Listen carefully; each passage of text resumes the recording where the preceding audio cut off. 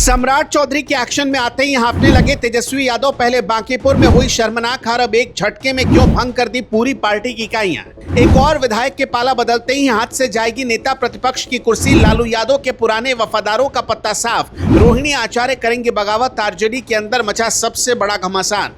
मुस्लिम Yadav vote bank में लगी भयंकर सेंध, परिवार में खुली कलह। सिर्फ ट्वीट करने से नहीं बचेगी साख, तेजस्वी के सामने आ गया अब तक का सबसे बड़ा संकट। दोस्तों, बिहार की राजनीति में अब तक का सबसे बड़ा सियासी भूचाल आ चुका है। लालू परिवार की सबसे मजबूत किले की ईंटें अब एक एक करके खिसकने लगी। जिस आरजेडी ने कभी पूरे बिहार पर सालों तक एक छत्र राज किया, आज वही पार्टी अपने वजूद की सबसे बड़ी लड़ाई लड़ रही है। तेजस्वी यादव ने एक ही झटके में पूरी पार्टी की सभी संगठनात्मक इकाइयों को भंग कर दिया। बांकीपुर उपचुनाव में मिली करारी और शर्मनाक हार के बाद तेजस्वी ने ऐसा दाव चला जिसने पुराने नेताओं के पसीने छुड़ा दिए। आज हम आपको बताएंगे कि कैसे 79 विधायकों वाली ताकतवर पार्टी सिर्फ 25 सीटों पर सिमट कर रह गई 2025 में। तो स्क्रीन पर नजर गड़ाए रखिए, क्योंकि आज ये सियासी खुलासा आपको पूरी तरह चौंका कर रख देगा। साल 2020 के विधानसभा चुनाव में 75 सीटें जीतकर आरजेडी बिहार की सबसे बड़ी राजनीतिक ताकत बनकर उभरी थी। इसके कुछ ही दिनों बाद ओवैसी की पार्टी के 5 में से 4 विधायकों को तोड़कर आरजेडी का कुनबा पूरे 79 विधायकों का हो गया था। लेकिन सियासत का पहिया ऐसा घूमा कि ठीक 5 साल बाद यानी नवंबर 2025 में पार्टी सिर्फ 25 विधायकों पर आकर टिक गई। तेजस्वी यादव को पार्टी का राष्ट्रीय कार्यकारी अध्यक्ष भी बनाया गया, लेकिन पार्टी की किस्मत तब भी नहीं बदल पाई। हैरानी की बात तो यह है कि इन 25 में से एक विधायक का झुकाव अब पूरी तरह से एनडीए खेमे की तरफ दिखने लगा है। अगर ये एक विधायक भी पाला बदल लेता है तो तेजस्वी के हाथ से नेता प्रतिपक्ष की मलाईदार कुर्सी भी हमेशा के लिए छिन जाएगी। हाल ही में हुए बांकीपुर उपचुनाव ने तो पार्टी के अंदर मचे घमासान की सारी कलई पूरी दुनिया के सामने खोल दी। शुरुआत में लगा था कि तेजस्वी सीट को जीतने के लिए अपनी पूरी ताकत झोंक देंगे, लेकिन वो बहुत देर से मैदान में उतरे। नतीजा ये निकला कि आरजेडी की उम्मीदवार रेखा कुमारी गुप्ता अपनी जमानत तक नहीं बचा पाई और बुरी तरह हार गई। इस शर्मनाक हार के बाद सोशल मीडिया से लेकर सड़क तक पार्टी के अंदर जबरदस्त सिर फुटवल शुरू हो गया।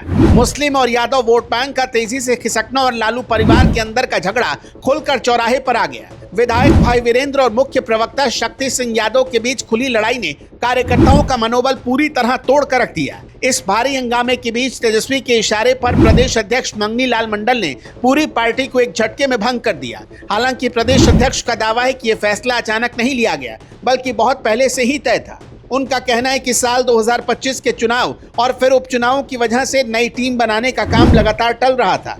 अब चूंकि अगला बड़ा चुनाव साल 2029 और साल 2030 में होना है, इसलिए पुराने नेताओं का पत्ता साफ किया गया है। पुरानी टीम के हर एक नेता का रिपोर्ट कार्ड तैयार हो रहा है और अगले 1 महीने के अंदर पूरी नई टीम का ऐलान कर दिया जाएगा। लेकिन सवाल यह है कि क्या तेजस्वी की इस नई सेना में लालू के पुराने और वफादार सिपाहियों को जगह मिल पाएगी। राजनीतिक जानकारों का मानना है कि तेजस्वी को हर हाल में लालू प्रसाद के पुराने करीबियों को साथ रखना ही पड़ेगा, क्योंकि वही पुराने चेहरे हैं जिन्होंने बुरे वक्त में भी पार्टी का झंडा उठाए रखा और उनके पास सियासत का लंबा तजुर्बा है। उन्हें उम्र के हिसाब से सम्मानजनक पद देकर पार्टी में नए और युवा चेहरों को आगे लाने की बड़ी तैयारी चल रही है। साल 2025 के चुनाव के बाद तेजस्वी के कुछ खास सलाहकारों पर उनकी बहन रोहिणी आचार्य ने गंभीर आरोप लगाए थे। इसलिए इस बार तेजस्वी उन युवा नेताओं पर बड़ा दाव लगाएंगे जो पिछले चुनाव में बहुत कम अंतर से हारे थे।